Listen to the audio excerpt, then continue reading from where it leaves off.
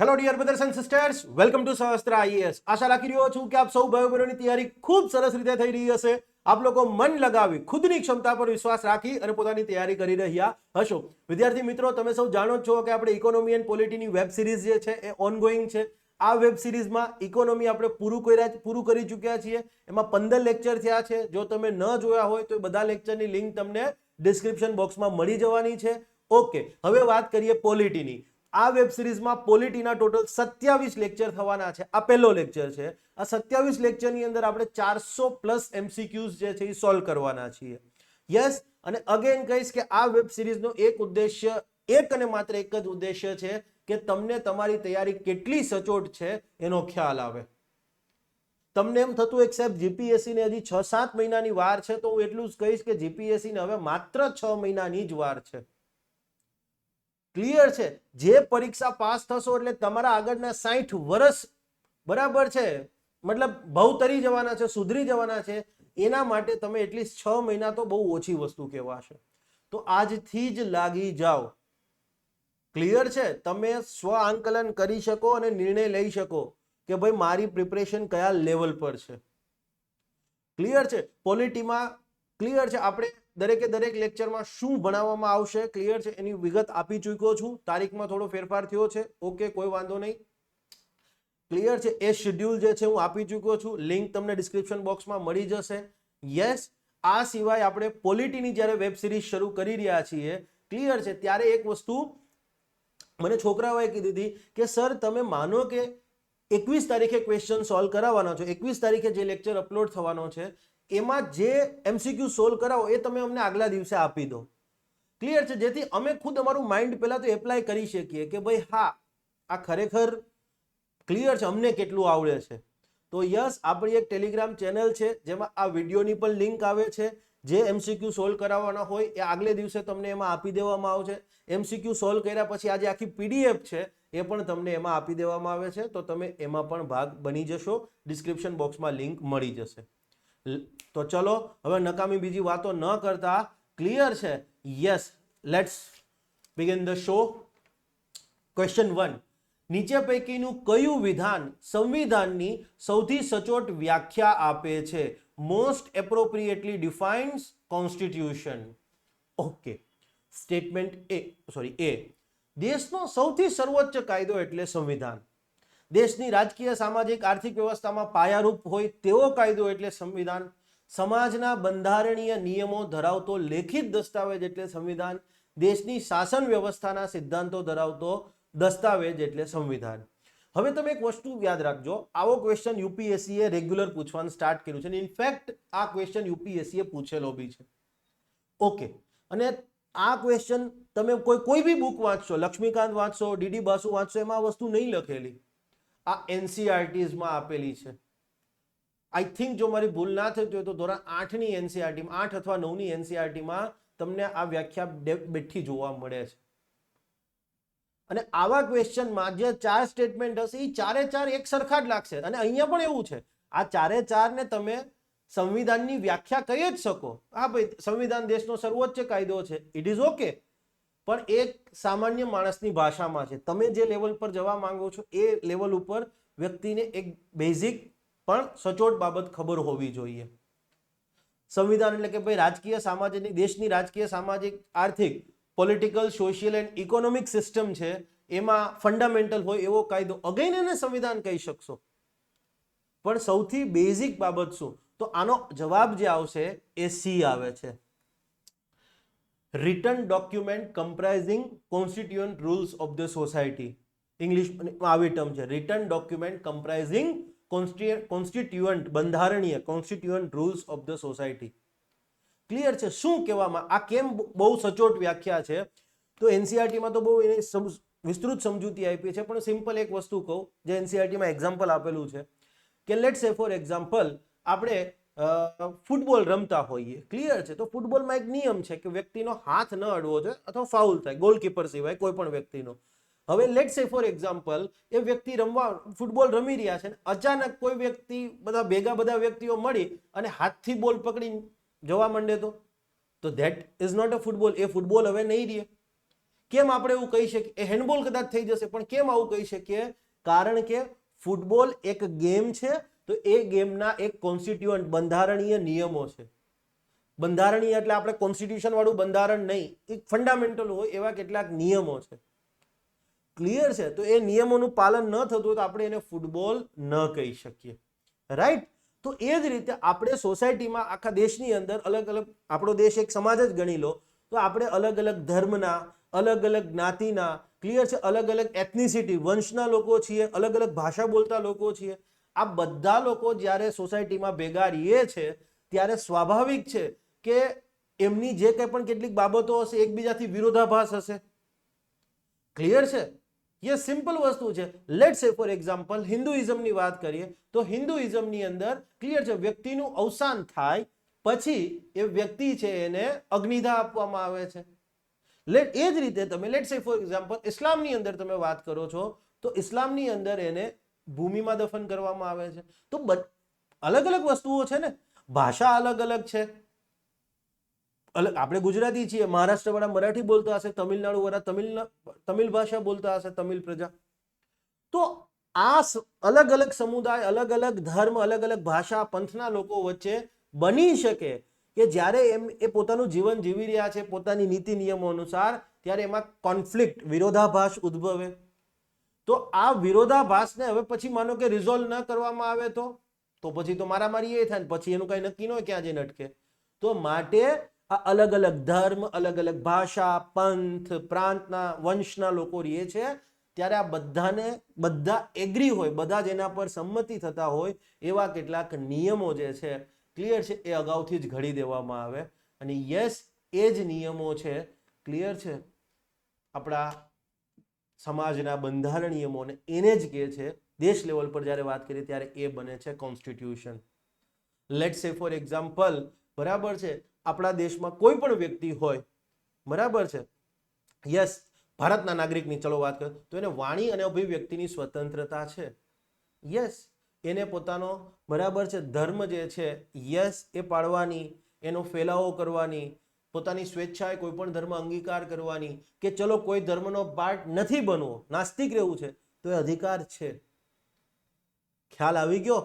Yes. માટે હું તમને કહું છું કે એનસીઆરટીઝ વાંચો. એનસીઆરટીઝ વાંચો, તમારી અન્ડરસ્ટેન્ડિંગ બહુ બ્રોડ થશે. અને એનસીઆરટી માંથી દર વર્ષે તમે યુપીએસસી મેન્સના ક્વેશ્ચન જુઓ, નિબંધ બાદ કરી દો, પછી જીએસના ક્વેશ્ચન જોશો તો જીએસના ક્વેશ્ચનમાં 50% પ્લસ ક્વેશ્ચનનું તમને જે હાર્દ કહી શકાય, અર્ક કહી શકાય, એ એનસીઆરટીમાં મળે છે. ક્લિયર છે? આ ધોરણ 8 ની એનસીઆરટીમાં આપેલી છે. તમે એનસીઆરટીની બધી જીસ્ટ બીસ્ટ ને બહુ જોવો છો, બરાબર છે. મને આશા છે કે એમાં હશે, હોવી જોઈએ, બરાબર છે. દેશનો સર્વોચ્ચ કાયદો એટલે સંવિધાન. કોણ નક્કી કરશે કે આ કાયદો સર્વોચ્ચ છે? બરાબર છે, કોઈ નક્કી કરશે કે ભાઈ આ કાયદો સર્વોચ્ચ છે, મોટર વ્હીકલ એક્ટ જે છે એ સર્વોચ્ચ છે, ક્લિયર છે, અથવા તો ભારતીય ન્યાય સંહિતા જે છે એ સર્વોચ્ચ છે? કોઈ નક્કી નથી કરવાનું. સાચું છે, બટ જ્યારે તમે પોલિટિકલ સાયન્સની વાત કરો ત્યારે સૌથી સાચું આ ઓપ્શન સી વાળું સ્ટેટમેન્ટ છે. અને એનસીઆરટી ધોરણ 8માં લખેલું છે. હવે આ લખ્યું છે દેશની રાજકીય, સામાજિક અને આર્થિક વ્યવસ્થા. હવે રાજકીય વ્યવસ્થા એટલે સિમ્પલી લેટ સે ફોર એક્ઝામ્પલ કેન્દ્ર સરકાર, રાજ્ય સરકાર, પંચાયતી રાજ વ્યવસ્થા, ઓકે.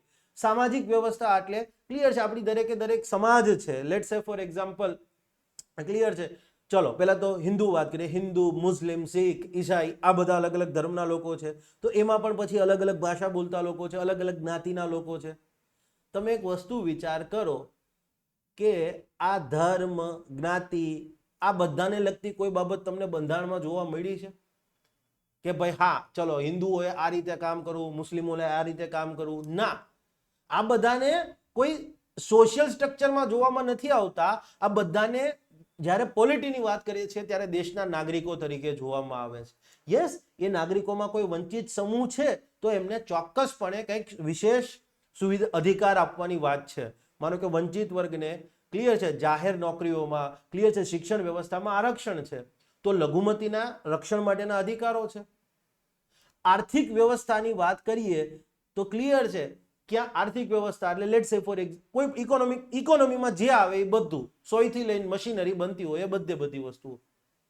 તો એમાં કોઈ સંવિધાનમાં એના તમને બહુ બેઝિક નિયમો જોવા નથી મળતા. એક લેમેનની ભાષામાં વ્યાખ્યા સાચી છે, પણ આ તો મોસ્ટ દેશની શાસન વ્યવસ્થાના સિદ્ધાંતો ધરાવતો હોય. શાસન વ્યવસ્થાના સિદ્ધાંતો એટલે આ લિમિટેડ બાબત થઈ ગઈ, ખાલી શાસનની જ વાત કરી. બરાબર છે કે લેટ સે ફોર એક્ઝામ્પલ રાજ્ય સરકાર છે એ આના ઉપર કાયદો બનાવી શકશે, આ વિષય પર કાયદો નહીં બનાવી શકે. કેન્દ્ર સરકાર આટલા વિષય પર કાયદો બનાવી શકશે, આટલા વિષય પર કાયદો નહીં બનાવી શકે. કેન્દ્ર સરકારમાં વડાપ્રધાન હશે, મંત્રીમંડળ હશે, રાજ્ય સરકારમાં આ હશે, ફલાણું હશે. યસ, આ સિમ્પલ શાસન વ્યવસ્થાની વાત કરી. પણ યસ, શાસન વ્યવસ્થામાં દેશના નાગરિકોને અધિકારોની વાત આવી તો એ વાત નથી આવતી. માટે આ લિમિટેડ લેવલ ઉપરની ડેફિનેશન થઈ જશે 3 માટે એ આવશે નહીં. અને આ તો બહુ જનરલ સ્ટેટમેન્ટ થઈ જશે. સર્વોચ્ચ કાયદો વેરી જનરલ, માટે નહીં ચાલે. ક્લિયર? ઓકે, સો ઓપ્શન સી. Okay, question 2. નીચે જણાવેલ વિધાનો પૈકીનું કયું અથવા કયા વિધાન સાચા છે? સ્ટેટમેન્ટ 1, સંવિધાન ધરાવતો દરેક દેશ લોકતાંત્રિક દેશ હોય એ જરૂરી નથી. એમ કહ્યું છે કે જે દેશના સંવિધાન છે એ દેશ લોકતાંત્રિક હોય એ જરૂરી નથી. આ સ્ટેટમેન્ટ સાચું છે. ક્લિયર છે? એનસીઆરટીમાં બહુ સ્પષ્ટપણે લખ્યું છે કે લોકતાંત્રિક દેશોને પોતાનું લેખિત સંવિધાન અથવા લોકતાંત્રિક દેશોને પોતાનું એક આગવું સંવિધાન હોય છે, પણ સંવિધાન ધરાવતો દરેક દેશ લોકતાંત્રિક નથી. આ લખ્યું છે બહુ સ્ટેટ. માનો કે લેટ સે ફોર એક્ઝામ્પલ ભારત લોકતાંત્રિક દેશ છે. યસ, અમેરિકા લોકતાંત્રિક દેશ છે, બ્રિટન લોકતાંત્રિક દેશ છે, ફ્રાન્સ લોકતાંત્રિક દેશ છે, Germany, Australia, New Zealand all are democratic country. માટે બધાની પાસે સંવિધાન છે. પણ આપણે એવું કહી શકીએ કે સંવિધાન ધરાવતો દરેક દેશ લોકતાંત્રિક છે? ના. નોર્થ કોરિયાને પણ પોતાનું સંવિધાન છે, એ લોકતાંત્રિક છે? ક્લિયર છે? આ વિધાન સાચું છે. તમને એમ થતું હશે કે સાહેબ સંવિધાન હોય તો પછી દેશને લોકતાંત્રિક કેવો જ જોઈએ ને. સંવિધાન હોય તો દેશ લોકતાંત્રિક હોય એ જરૂરી નથી. For example north Korea. Yes, એને પોતાનું સંવિધાન છે પણ એક લોકતાંત્રિક છે. જોર્ડન, ત્યાં રાજાશાહી છે. બરાબર, સાઉદીને પોતાનું કોન્સ્ટિટ્યુશન છે પણ રાજા બોલે એ જ કોન્સ્ટિટ્યુશન. તો આ વસ્તુ ખાસ યાદ રાખજો. સ્ટેટમેન્ટ લોકતાંત્રિક દેશને પોતાનું સંવિધાન હોય છે. દરેક લોકતાંત્રિક દેશને પોતાનું સંવિધાન હોય છે, પરંતુ સંવિધાન ધરાવતો દરેક દેશ લોકતાંત્રિક હોય એ જરૂરી નથી. બરાબર છે? લેટ્સ સે for example Pakistan during military rule.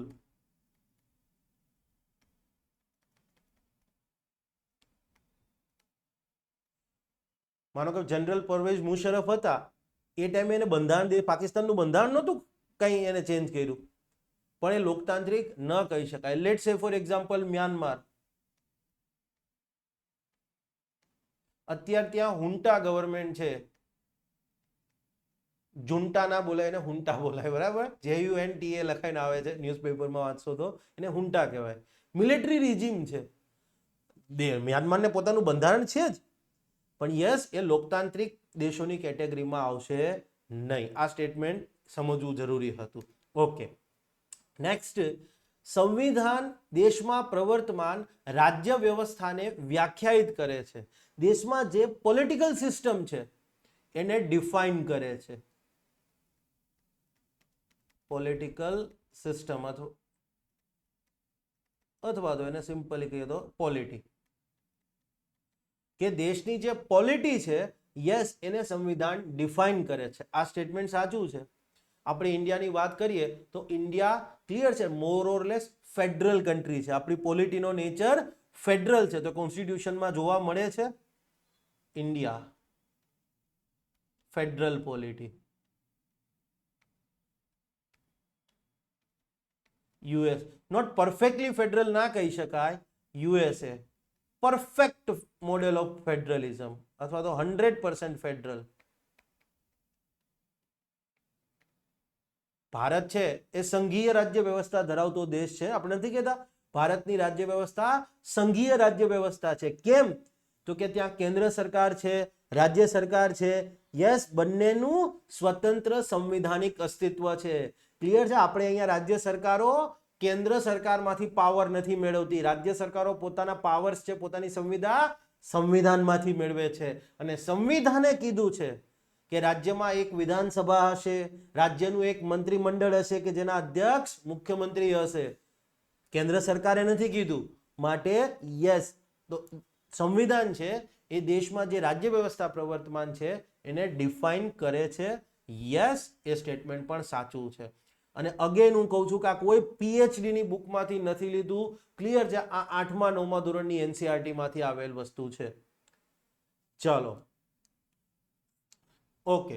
નીચે પૈકીનું કયું અથવા કયા વિધાન સંવિધાનની અનિવાર્યતા જરૂરિયાતની તરફેણ કરે છે? Which of the following statement is or are favours or favour necessity of the constitution? બે સ્ટેટમેન્ટ આપ્યા છે. ઓકે, પહેલું, દેશમાં પ્રભાવક કે શક્તિશાળી સમૂહ લઘુમતીઓ તથા વંચિત સમુદાય માટે પોતાની સત્તાનો દુરુપયોગ કરી શકતા નથી.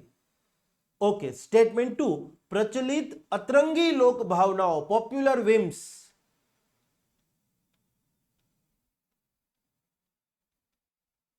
પ્રચલિત અતરંગી લોક ભાવનાઓ સામે દેશના લોકોને રક્ષણ આપે છે. હવે તમને બરાબર એમ થશે આ 8મા ધોરણની એનસીઆરટીમાં છે.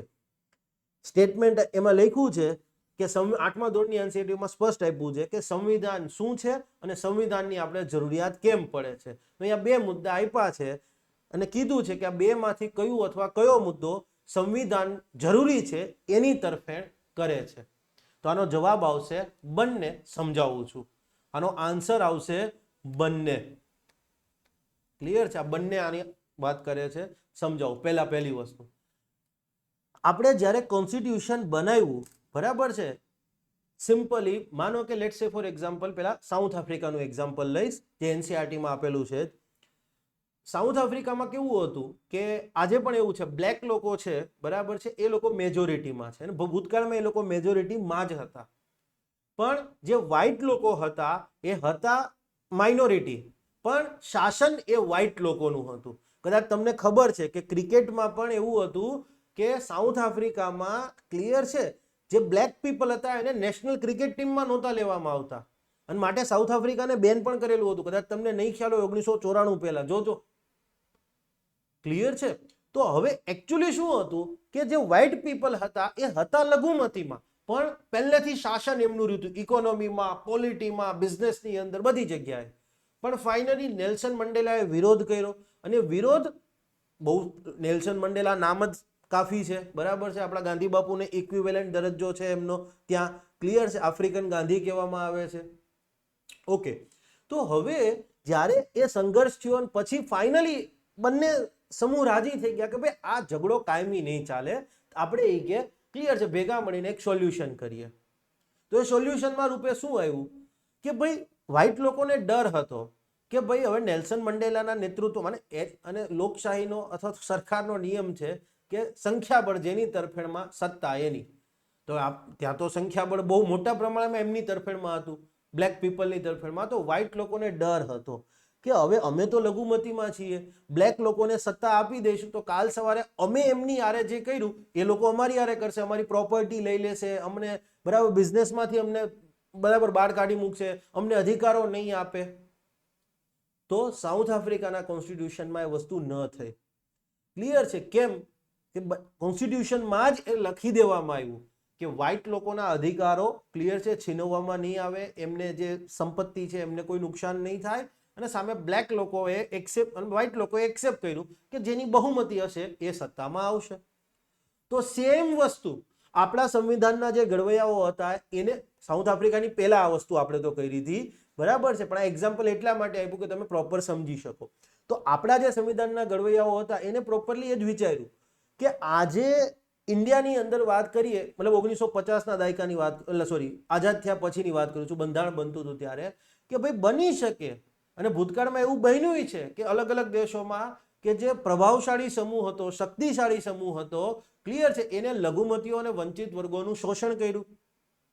તો આપણા દેશમાં એવું ન બને, આપણા દેશમાં એ પ્રકારનો સિવિલ વોર, ગૃહ યુદ્ધનો માહોલ ન થાય, માટે જે લઘુમતીઓ છે, વંચિત વર્ગ છે, એના અધિકારોનું પણ રક્ષણ કરવું જરૂરી છે. એન્ડ ધેટ્સ વે માઇનોરિટીઝ છે એને એક ફંડામેન્ટલ રાઇટ્સ એક્સ્ટ્રા મળેલો છે. પોતાની પ્રોપર્ટીનું મેનેજમેન્ટ કરવાનો, શિક્ષણના ક્ષેત્રમાં એમને કામગીરી કરવાનો. ક્લિયર? મતલબ માઇનોરિટી એજ્યુકેશન ઇન્સ્ટિટ્યૂટની વાત કરું છું સ્પેસિફિકલી આયા. ક્લિયર છે? યસ, ભાષાનો સમુદાય છે તો દરેક, માનો કે ભાષાકીય સમુદાય છે તો બધાને પોતાની ભાષાનો રક્ષણ કરવાનો અધિકાર છે. વંચિત વર્ગ છે તો એમને બરાબર છે જાહેર નોકરીઓમાં ને એમાં. કેમ? તો કે વંચિત વર્ગનો વ્યક્તિ અને સામે બીજો નોન જે પ્રભાવશાળી સમૂહમાંથી આવે છે એની સેમ પરિસ્થિતિ છે નથી, માટે વંચિત વર્ગને યસ. આજે લેટ સે ફોર એક્ઝામ્પલ સ્પેસિફિકલી, બરાબર છે, કે ચલો આપણા અહીંની જ વાત કરીએ કે ઇન્ડિયાની અંદર છે મુસ્લિમ છે એ માઇનોરિટીમાં છે, એ તો આપણે માનવું પડે. અત્યારનું વાતાવરણ કમ્યુનલ થઈ ગયું છે એની વાત નથી કરતો, પણ આપણે ક્યારે ઇન્ડિયામાં એવું બન્યું કે હિન્દુઓએ મુસ્લિમ પર ડોમિનેટ થવાની કોશિશ કરી? ના. રાજકીય બાબતો, રાજકારણ છે એ તો મેલું છે એની વાત નથી કરતો, નહીં. ઇન્ડિયામાં એવું છે કે being a Muslim you can not become a officer. No, તમે IPS officer just like a Safin Hasan, and even યુપીએસસીમાં જઈને તમે ટોપ પણ કરી શકો છો. બરાબર? જુનેદ અહેમદ રેન્ક 3, શાહ ફેઝલ બરાબર રેન્ક 1. ક્લિયર થઈ ગઈ વસ્તુ? તો અહીંયા એવું નથી. યસ, માટે સંવિધાનની અનિવાર્યતાની વાત કરે છે. પ્રચલિત લોક ભાવનાઓ, બરાબર છે, એનસીઆરટીમાં બહુ સરસ સ્ટેટમેન્ટ લખ્યું છે, કોન્સ્ટિટ્યુશન પ્રોટેક્ટ્સ અવર સેલ્ફ, બરાબર છે, અગેન્સ્ટ અવર ઓન. કોન્સ્ટિટ્યુશન આપણને જ આપણી પોતાની સામે રક્ષણ આપે છે. આનું મિનિંગ શું થાય? તમારામાંથી ઘણા બધા લોકો એવું વિચારતા હશે, ઘણા બધા લોકો બોલતા હશે કે આ નેતાઓએ તો દેશને છે ને, બરાબર છે, ભટ્ટા બેઠ દિયા હે, બરાબર, બેડા ગર્ક કર દિયા હે મુલ્ક કા. એવું નહીં કહેતા તમે લોકો ઘણી વાર કહેતા કે રાજકારણીઓએ તો દેશની પથારી ફેરવી નાખી છે, ભ્રષ્ટાચાર કરે છે, દંગા ફસાદ કરાવે છે, માટે દેશમાં કે ખરેખર કે છે ને આર્મીનું શાસન આવી જવું જોઈએ. યાદ રાખજો, આ મૂર્ખ પ્રજાને કહેજો કે દુનિયામાં એક પણ દેશમાં આર્મીનું શાસન આવ્યું છે ત્યાં એ દેશ સુખી નથી થયો. તો આ જે પ્રચલિત લોકભાવનાઓ છે એની સામે રક્ષણ આપે છે. કેમ? તો કોન્સ્ટિટ્યુશનમાં સ્પષ્ટપણે કહી દીધું છે, બરાબર છે, લોકતાંત્રિક દેશ છે ત્યાં સ્પષ્ટપણે કીધું છે કે શાસક પ્રજાએ ચૂંટેલા હશે. ક્લિયર છે? યસ, આપણે લખાયેલું જ છે ને. યસ, આ વસ્તુ છે. ઓકે, નીચે પૈકીનું કયું વિધાન રાજ્યની સૌથી વધુ ઉચિત રીતે વ્યાખ્યાયિત કરે છે?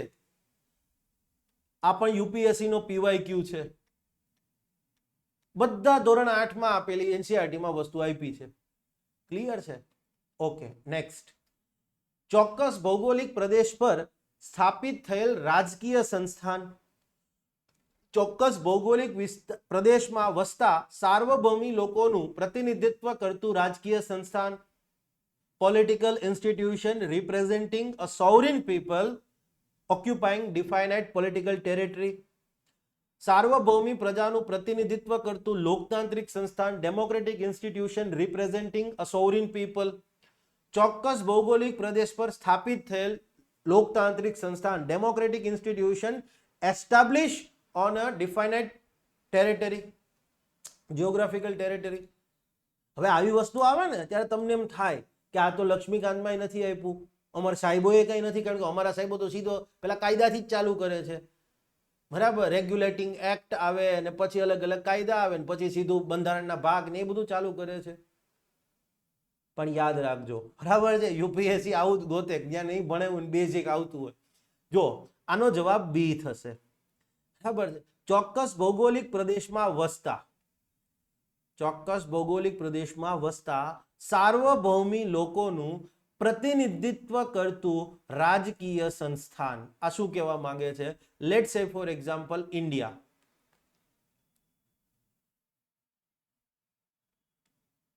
આ ઇન્ડિયા છે. મેપમાં એટલો બધો નહીં પરફેક્ટ બનાવી શકું અહીંયા. ઇન્ડિયા, આ એનું એક ક્ષેત્રફળ થયું 3287,263.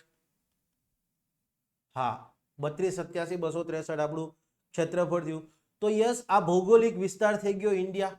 અને ઇન્ડિયામાં જે લોકો રહે છે, આપણે છીએ, તો આપણે સાર્વભૌમી લોકો છીએ, ઇન્ડિયન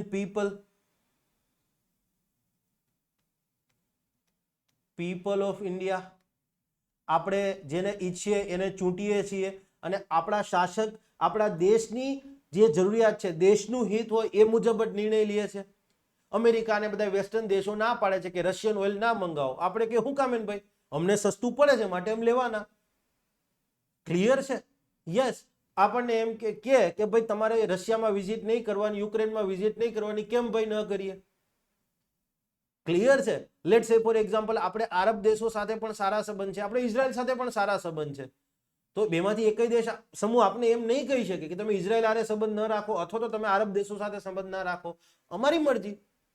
અમારા ડાયસ્પોરા આરબ દેશમાં વસેલા છે, ત્યાંથી અમને રેમિટન્સ આવે છે, અમે એની સાથે સારા સંબંધ રાખીશું. ઇઝરાયલ સાથે અમારો defence and space and technology cooperation છે, એની સાથે સારા સંબંધ રાખીશું. તો આ સાર્વભૌમી બાબત થઈ. સાર્વભૌમ એટલે સિમ્પલી ક્લિયર છે, દેશની આંતરિક બાબત હોય કે બાહ્ય બાબત, વિદેશી બાબત છે, દેશમાં નિર્ણય જે છે લોકોની હિતને ધ્યાનમાં, દેશ હિતને ધ્યાનમાં રાખીને લેવામાં આવશે. અમારી ઈચ્છા પડી, અમે 370 હટાવી દીધી ભાઈ. ક્લિયર છે? ધેટ ઇઝ અ સાર્વભૌમ. ક્લિયર છે? અને યસ, એને રિપ્રેઝન્ટ, તો યસ, આ 3287,263 માં જિયોગ્રાફિકલ ટેરેટરી થઈ, એમાં વસતા સાર્વભૌમી લોકો, અને આપણને રિપ્રેઝન્ટ કરે છે ઇન્ડિયા.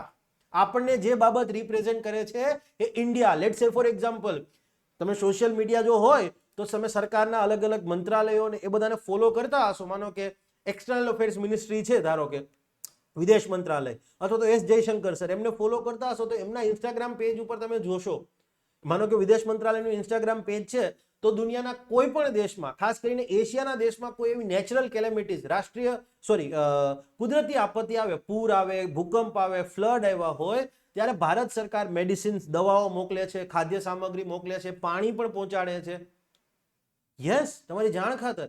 તો આ બધાની ઉપર એક ગિફ્ટ લખેલી હશે. અથવા કોવિડમાં જે વેક્સિન મોકલી ત્યારે બધાની ઉપર એક લાઈન કોમન છે, gift from the people of India. Clear છે? યસ. તો હંમેશા બધી બાબત, મેં કીધું ને, ખાલી વાંચવાથી નહીં આવડે, ઇન્ટરલિંક કરો. હવે ઓપ્શન એ કેમ સાચો નથી? ચોક્કસ ભૌગોલિક પ્રદેશ પર સ્થાપિત થયેલ રાજકીય સંસ્થાન. રાજકીય સંસ્થાન, ફોર એક્ઝામ્પલ પોલિટિકલ પાર્ટી પણ રાજકીય સંસ્થાન જ છે ને. ચોક્કસ ભૌગોલિક પ્રદેશ ઉપર, લેટ્સ સે ફોર એક્ઝામ્પલ દિલ્હીની અંદર ભાજપનું કોંગ્રેસનું બેયનું હેડક્વાર્ટર છે, રાયસીના હિલ્સ ઉપર કોંગ્રેસનું હેડક્વાર્ટર છે, ભાજપનું મને એક્ઝેક્ટ યાદ નથી. ક્લિયર છે? યસ. માનો કે અહીંયા વાત કરો ગુજરાતમાં, તો કમલમ છે, ગાંધીનગરમાં આવ્યું છે, ભાજપનું સ્ટેટ હેડક્વાર્ટર છે, બરાબર છે. રાજીવ ગાંધી ભવન જે છે એ આપણે VS વાળા રોડ પર આવ્યું છે. તો રાજકીય સંસ્થાન છે, યસ, અને એક ભૌગોલિક વિસ્તારમાં આવેલું છે. તો એને તમે દેશ ન, રાજ્ય એટલે ઇન્ડિયન સ્ટેટ, રાજ્ય સરકારનું રાજ્ય નથી કહેતા, માટે આ પણ નહીં આવે. સાર્વભૌમી પ્રજાનું પ્રતિનિધિત્વ કરતું લોકતાંત્રિક સંસ્થાન. લોકતાંત્રિક સંસ્થાન તો મતલબ હું તમને કહું કે સે ફોર એક્ઝામ્પલ PM ઓફિસ પણ કહી શકાય. PM ઓફિસ લોકતાંત્રિક સંસ્થાન નથી?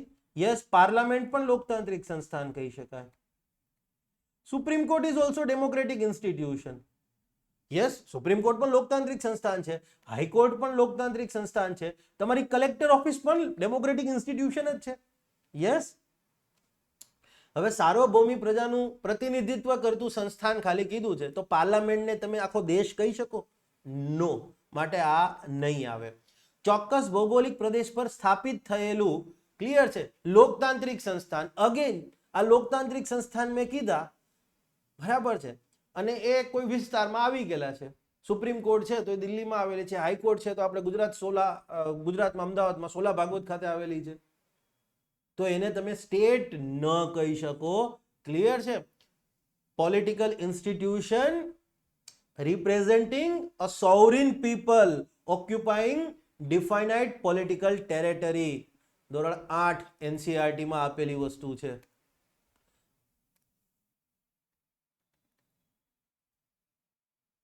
ધોરણ 8 એનસીઈઆરટી. આજે હું ધોરણ 10 થી ઉપરના લેવલ પર જવાનો જ નથી, બરાબર છે. અને મારા છોકરાઓ આ વસ્તુ 2022 થી ભણી રહ્યા છે. તમારી જાણ ખાતર મેં આ બધી વસ્તુઓ 2 વર્ષ પહેલા લેક્ચરમાં આપી દીધી છે.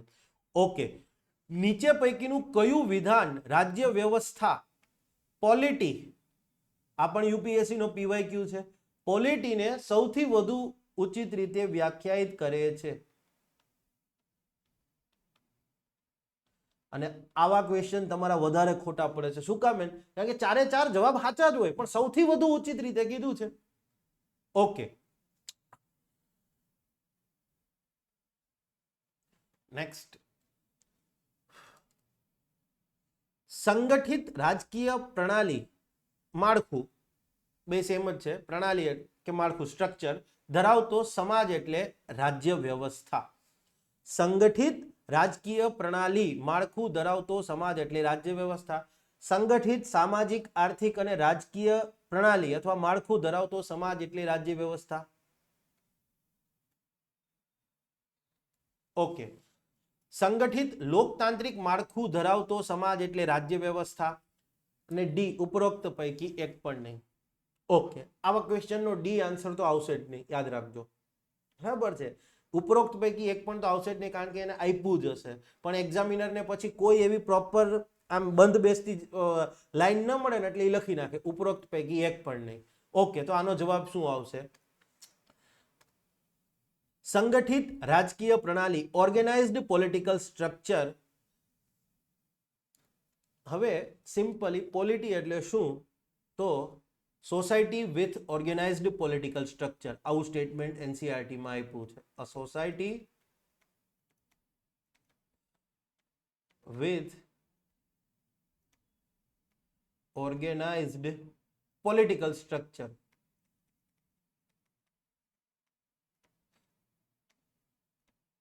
હવે અહીંયા રાજ્ય વ્યવસ્થાનું સ્પેસિફિક તમને કહી દીધું છે. તો રાજ્ય વ્યવસ્થાની વાત કરીએ ત્યારે સામાજિક, આર્થિક બાબત કઈ રીતે આવે? સંગઠિત સામાજિક, સંગઠિત આર્થિક અને સંગઠિત રાજકીય પ્રણાલી ધરાવતો સમાજ એટલે રાજ્ય વ્યવસ્થા. આપણે માનો કે ઇન્ડિયન ભારતીય પોલિટીની વાત કરીએ તો ઇન્ડિયન પોલિટીમાં સિમ્પલી કીધું છે કે central government, union government, state government અને પછી third tier of the government સ્થાનિક સ્વરાજ, સેલ્ફ ગવર્મેન્ટ. બરાબર છે. તો પોલિટિકલ બાબત જ છે. ત્યાં એવું કીધું છે આપણે કે યસ રાજ્ય સરકારમાં છે, રાજ્ય સરકારમાં એક સ્પેશિયલ વિભાગ એવો હશે કે જે અલગ અલગ સમુદાય સ્પેસિફિકલી એ ચૂંટીને મોકલશે. ના, દેશના નાગરિકો 18 વર્ષથી ઉપરની ઉંમર છે, ક્લિયર છે. અને યસ, સંસદ અથવા રાજ્ય વિધાનમંડળના કોઈ કાયદા હેઠળ એને મતદાન કરવામાંથી બરતરફ મતલબ સસ્પેન્ડ નથી કરવામાં આવ્યો તો એ મત આપી શકશે અને એ મત આપશે અને ફાઇનલી એક એમએલએ અથવા એમપી અથવા તો સરપંચ કે વોટેવર મેમ્બરને તમે ચૂંટો છો. સામાજિક બાબત નથી ત્યાં, આર્થિક બાબતમાં કઈ વસ્તુ. તો પોલિટી મીન્સ અહીંયા રાજકીય બાબત જ છે, રાજકીય બાબત. તો અહીંયા સોશિયલ એન્ડ ઇકોનોમિક વાળો એંગલ ન આવે. સંગઠિત લોકતાંત્રિક માળખું ધરાવતો સમાજ, ઓર્ગેનાઇઝડ ડેમોક્રેટિક સ્ટ્રક્ચર. હવે આ જોતા તમને સાચું લાગે, બરાબર છે. Yes, organised democratic structure. Democratic structure ધરાવતો સમાજ એટલે રાજ્ય વ્યવસ્થા. લેટ સે ફોર એક્ઝામ્પલ નોર્થ કોરિયા છે તો એની એક પોલિટી છે, નોર્થ કોરિયન પોલિટી, પણ એ ડિક્ટેટોરિયલ, ક્લિયર છે, એ તાનાશાહી માળખું છે. ચાઇના છે, ક્લિયર છે, તો એની પણ એક પોલિટી છે, ક્લિયર છે. આ આવશે નહીં. કેમ? તો કે લેટ સે ફોર એક્ઝામ્પલ નોર્થ કોરિયા, તો પોલિટી તો ત્યાં પણ છે. ચાઇના, પોલિટી તો ત્યાં પણ છે, ચાઇનીઝ પોલિટિકલ સિસ્ટમ છે જ ને. પણ યસ, લેટ સે ફોર એક્ઝામ્પલ યુએઈ, તો પોલિટિકલ સિસ્ટમ તો ત્યાં પણ છે. પણ યસ, નોર્થ કોરિયામાં લોકતાંત્રિક માળખું છે? ના, ત્યાં તો તાનાશાહી છે, ડિક્ટેટોરિયલ છે, તાનાશાહી. ક્લિયર છે. યુએઈ છે તો એમાં મોનાર્કી છે, રાજાશાહી. રાજ્ય વ્યવસ્થા તો છે જ, પણ એ રાજાશાહી વાળી રાજ્ય વ્યવસ્થા છે. સો મોર ઓર લેસ એને રાજાશાહી છે. તો માટે ત્યાં, અને જ્યારે રાજકીય બાબત તમે વાત કરી રહ્યા છો તો એ નહીં ચાલે. ચાઇના વન પાર્ટી સિસ્ટમ છે.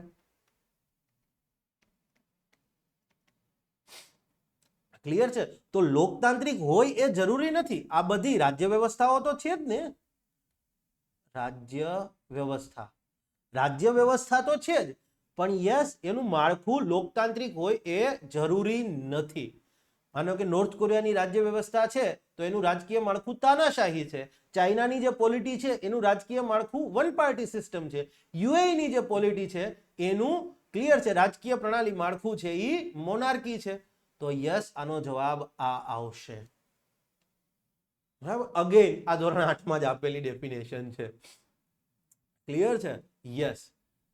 હા, તમે જે જીસ્ટ વાંચો છો, જીસ્ટમાં જોજો આવું બધું આપેલું છે. બરાબર છે. અને મને એ સમજાતું નથી, જે વસ્તુ ફંડામેન્ટલ છે, બેઝિક છે, એની એ જીસ્ટ. બરાબર છે. જે ખરેખર તમારે સેલ્ફ સ્ટડી કરવાનો છે, જેનો કે ભાઈ હા ચલો વાંચી, બરાબર છે, અને એને સમજવાનો પ્રયત્ન, એ ફાઉન્ડેશન છે. બિલ્ડિંગનું ફાઉન્ડેશન બનાવતા હો, એમાં કઈ આગુ પાછું કરો તો ચાલે? ન ચાલે. આખી બિલ્ડિંગ કાલ સવારે પડી જાય. ક્લિયર છે? યસ. તમે માનો કે ટાઇલ્સ નાખતા હો તો ટાઇલ્સમાં તમે કદાચ બની શકે ઇટાલિયન માર્બલની બદલે આપણી ઇન્ડિયન માર્બલ નાખી દો તો ચાલી જાય. બરાબર છે. યસ. માનો કે લેટ્સ સે ફોર એક્ઝામ્પલ ફ્લોરિંગની અંદર તમે કદાચ, બરાબર છે, કંઈક પેલું આમથી આમ કરો ચાલે, પણ સિમેન્ટમાં જ પછી સીધી રાખ મૂકી દો ચાલે? ન ચાલે. બરાબર છે. યસ. તો માટે તમને કહે છે કે ગેટ એનસીઆરટીઝ વાંચો, તમારી અન્ડરસ્ટેન્ડિંગ બ્રોડ થશે. ખાસ કરીને એવા લોકો કે જેને ડેપ્યુટી કલેક્ટર ને ડીવાયએસપી બનવું છે, એને તો હું એટલું જ કહીશ, either self study NCERTs and then text book, or go with the good mentor. આ બે સિવાય કોઈ એટલે કોઈ પહેલો નથી. અને અગેન કહું છું, સવારે સાહેબ તલાટીમાં ભણાતો હોય, બપોરે સીસીમાં ભણાવતા હોય, અને સાંજે પછી જીપીએસસી 1-2માં ભણાવતા હોય, બરાબર છે, ક્યારેય છે, કારણ કે માણસનું લેવલ ઓફ થિંકિંગ જ ના હોય. બરાબર છે. યસ. મને છોકરાઓ કહે કે સાહેબ તમે આપણે લેક્ચર મૂકીએ છીએ, આપણા વ્યૂ કેમ નહીં આવતા? મેં કીધું ગુજરાતમાં ડેડિકેટેડલી 1-2 વાળા કેટલા? બસ એ જ મારામાં આવશે, બીજા કોઈ નહીં આવે. બરાબર છે. ક્લાસ 3 વાળાને સમજાશે જ નહીં આ વસ્તુ, અપચો થઈ જશે. હું એમની ક્ષમતા પર પ્રશ્ન નથી ઉઠાવી રહ્યો, પણ હું એ કહી રહ્યો છું, તમે જોયું ક્યારેય દિલ્હી વાળા સાહેબો એસએસસી ભણાવવામાં આવ્યા? ન જ ભણાવે. કારણ કે એ બંનેની લેવલ ઓફ અન્ડરસ્ટેન્ડિંગ ડિફરન્ટ થઈ જાય છે. એસએસસી છે તો એની આગવી એક ડિમાન્ડ છે, ક્લાસ 3 છે તો એની એક આગવી ડિમાન્ડ છે કે ત્યાં આ લેવલ પર ન આવે, ત્યાં તમારે ફેક્ચ્યુઅલ યાદ રાખવાનો છે. બરાબર. ભારતની રાજ્ય વ્યવસ્થા કેવી છે? સંઘીય રાજ્ય વ્યવસ્થા છે. બરાબર છે. યુપીએસસી જીપીએસસી ક્લાસ 1-2માં તો કે નીચે પૈકીનું કયું વિધાન સંઘીય રાજ્ય વ્યવસ્થા ફેડરલ પોલિટીને સૌથી ઉચિત રીતે વ્યાખ્યાયિત કરે છે? Okay. Federal political system, federal polity સંઘીય રાજ્ય વ્યવસ્થાને સૌથી વધુ ઉચિત રીતે વ્યાખ્યાયિત કરે છે. આ મને એવું લાગે છે કે હવે યુપીએસસી પૂછાઈ શકે, કારણ કે અત્યારે તમે જુઓ ફેડરલિઝમ બહુ ચર્ચામાં ઉપડ્યું છે. કેમ? ખાસ કરીને જે દક્ષિણના રાજ્યો છે એને હમણાં જ એક કોન્ફરન્સ કરી. દક્ષિણના જે ભારતના દક્ષિણ વિસ્તારના જે 5 રાજ્યો છે, તેલંગાણા, આંધ્રપ્રદેશ, કર્ણાટક, તમિલનાડુ અને કેરળ. કેરળમાં કોન્ફરન્સ થઈ હતી, એ લોકોએ કીધું છે કે આ ભાઈ 16મું ફાઇનાન્સ કમિશન છે, એ કેન્દ્ર સરકારને, રાષ્ટ્રપતિને જે ભલામણો કરે તો એમાં એને ધ્યાન રાખવાનું. તમે દર વખતે એમ કહી દો છો કે વસ્તીના આધાર પર ફંડ મળશે, તો અમે 1976ની જે નેશનલ પોપ્યુલેશન પોલિસી હતી એ મુજબ અમારી મહેનત કરી, અમે પોપ્યુલેશનને કંટ્રોલમાં લાવ્યા. દેશ માટે અનિવાર્ય હતું, દેશ માટે પોપ્યુલેશન કંટ્રોલ અનિવાર્ય હતું ને અમે એ કર્યું. તો હવે તમે એમ કહો કે જે રાજ્યની વસ્તી વધારે હશે એને એ પ્રમાણે ફંડ મળશે, તો અમે વસ્તી નિયંત્રણ કર્યું તો અમારો વાક. અમે વસ્તી નિયંત્રણ કરવા માટે બેટર હેલ્થકેર ફેસિલિટીઝ ક્રિએટ કરી છે, લોકોમાં અવેરનેસ આપી છે. યસ. તો એ અમારું વાક છે કે નહીં? એ તો અમારું ઇન્વેસ્ટમેન્ટ હતું, તો અમને કઈ રીતે ઓછા પૈસા મળે? ઘણી બધી બીજી બાબત છે, પણ યસ આ એક તમે અત્યારે સમજી શકશો. ફાઇનાન્શિયલ ડિવોલ્યુશનની વાત કરું તો એ અત્યારે નહીં ખ્યાલ આવે. બરાબર છે. યસ. તો કહેવાનો મિનિંગ એ છે કે સંઘવાદ તો ચર્ચામાં છે જ. યસ. તો પૂછાઈ શકે આ વખતની નેક્સ્ટ યુપીએસસી માં. જોઈએ તો કયું? ઓપ્શન એ, સંઘ સરકાર સંવિધાનિક આધાર પર વધુ શક્તિશાળી હોય તેવી વ્યવસ્થા. યુનિયન ગવર્મેન્ટ કોન્સ્ટિટ્યુશનલ બેઝિસ ઉપર મોર પાવરફુલ હશે રાજ્ય સરકાર કરતા એવી પોલિટિકલ સિસ્ટમ. સંઘ સરકાર તથા રાજ્ય સરકાર બંને સંવિધાનિક દરજ્જો કોન્સ્ટિટ્યુશનલ સ્ટેટસ ધરાવતી હોય તેવી વ્યવસ્થા. એકથી વધુ સ્તરે સરકારોનું સંવિધાનિક અસ્તિત્વ હોય તેવી વ્યવસ્થા. રાજ્યોની સરકાર સંઘ સરકારને સંપૂર્ણપણે આધીન હોય તેવી વ્યવસ્થા. રાજ્ય સરકારો સંપૂર્ણપણે સંઘ સરકારના, કેન્દ્ર સરકારના તાબામાં હોય, આધીન હોય એવી વ્યવસ્થા. હવે એક વસ્તુ વિચાર કરો, ફેડરલિઝમ આવે ને ત્યારે બે જ વસ્તુ તમારે યાદ રાખવાની છે. કોઈ પણ જગ્યાએ ફેડરલિઝમની તમે વાત કરો અથવા ફેડરલ શબ્દ આવી ગયો, ફેડરલ શબ્દ, ત્યારે એક જ વસ્તુ તમારે યાદ રાખવાની છે, મેં કીધી છે કે એકથી વધુ સ્તરે સરકારોનું અસ્તિત્વ હોય. એકથી વધુ સ્તરે સરકારોનું અસ્તિત્વ હોય,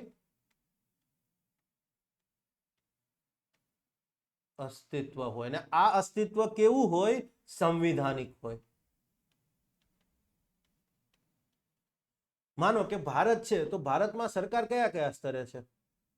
પંચાયતી રાજ, રાજ્ય મતલબ પંચાયતી રાજ જિલ્લા પંચાયત ને બધું, અથવા તો મ્યુનિસિપાલિટી, નગરપાલિકા, એની ઉપર રાજ્ય સરકાર, ઉપર કેન્દ્ર સરકાર. આમાં ત્રણમાં ચલો કેન્દ્ર સરકાર તો સમજ્યા, પણ રાજ્ય સરકાર છે એ કેન્દ્ર સરકાર એનું ગઠન કરે છે? ના, બંધારણમાં રાજ્ય સરકાર માટે વિશેષ જોગવાઈઓ થયેલી છે. પંચાયતો છે તો એ રાજ્ય સરકારે ગઠિત થયેલી છે? ના, બંધારણમાં એની જોગવાઈ કરી છે. તો એકથી વધુ સ્તરે સરકારોનું અસ્તિત્વ છે અને આ સરકારોનું અસ્તિત્વ સંવિધાનિક હોય. ક્લિયર છે? આવી તમામ સરકારો તમામ સ્તરે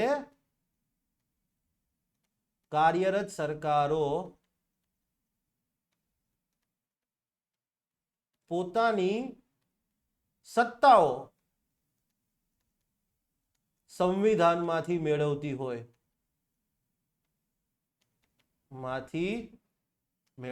હોય, ઉપલા સ્તરની સરકારમાંથી નહીં, ઉપરના સ્તરની સરકારમાંથી નહીં. આ શું કહેવા માંગે છે? ઉપર શું કીધું કે સરકારો અસ્તિત્વ ક્લિયર છે? યસ, એકથી વધુ સ્તરે સરકારોનું અસ્તિત્વ હોય.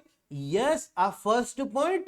બીજું શું કીધું કે આ અસ્તિત્વ જે છે એ સરકારોનું સંવિધાનિક અસ્તિત્વ હોય. ફર્સ્ટ પોઈન્ટ, સેકન્ડ પોઈન્ટ અને થર્ડ પોઈન્ટ કે આ જે તે સ્તરે કાર્યરત સરકાર છે એ પોતાના પાવર્સ છે એ સ્વયં સંવિધાનમાંથી મેળવતી હોય, એનાથી ઉપરના લેવલ પર જે સરકાર છે એમાંથી નહીં. મેં કીધું એમ કે ત્રણે ત્રણનું અસ્તિત્વ, પંચાયતી રાજ અથવા નગરપાલિકાની, મ્યુનિસિપાલિટીની વાત કરો, રાજ્ય સરકારોનું વાત કરો કે કેન્દ્ર સરકારની, ત્રણે ત્રણના વિશે સંવિધાનમાં જ ઉલ્લેખ થયેલો છે. યસ. પછી પાવર્સની વાત કરીએ. રાજ્ય સરકાર જે છે એ કાયદો અને વ્યવસ્થાની વાત કરો તો રાજ્ય સરકાર કાયદો બનાવી શકે. ખેતીની વાત કરો તો રાજ્ય સરકાર કાયદો બનાવી શકે. આ કેન્દ્ર સરકારે કીધું છે કે હા તમે ખેતીમાં કાયદો બનાવશો અથવા લો એન્ડ ઓર્ડર પર કાયદો બનાવશો? ના, દેશના બંધારણમાં લખ્યું છે કે યસ, દેશની સુરક્ષા, ડિફેન્સની વાત હશે તો એ સંઘ જ કાયદો બનાવી શકશે. કમ્યુનિકેશન, સંચારની વાત હશે, સંઘ કાયદો બનાવશે. વિદેશી બાબતો હશે, સંઘ કાયદો બનાવશે. નાગરિકતાની વાત હશે, સંઘ કાયદો બનાવશે. પણ લો એન્ડ ઓર્ડરની વાત આવી, કાયદો અને વ્યવસ્થા, રાજ્ય સરકારની વાત. એગ્રીકલ્ચરની વાત આવી, અગેન રાજ્ય સરકાર. ખ્યાલ આવ્યો? યસ. કૃષિ સુધારણાની તમે વાત કરો છો, એગ્રીકલ્ચર રિફોર્મ, કેન્દ્ર સરકાર પણ કાયદો બનાવી શકશે, રાજ્ય સરકાર પણ કાયદો બનાવી શકશે. ખ્યાલ આવ્યો? ઓકે.